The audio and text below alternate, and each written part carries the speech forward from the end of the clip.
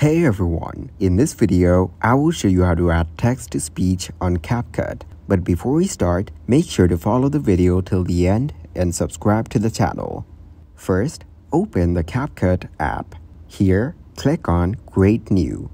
Inside the Capcut interface for Windows, let's add this particular video to our timeline. It's just a video without any audio. The next step is to add some text.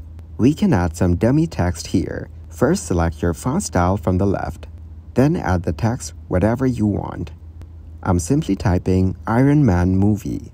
Looks good. You can change the font size to whatever you want. Let's change it to that particular font style.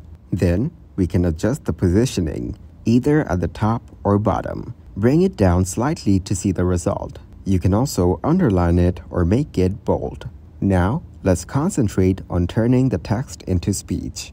Click on the text, and to your right, you will see a text-to-speech feature. Click on that and you will see a bunch of voice options, including new ones like male, female, English, and other. Let's choose that. Once we apply the text-to-speech feature, you will notice a new voiceover below for us to listen to.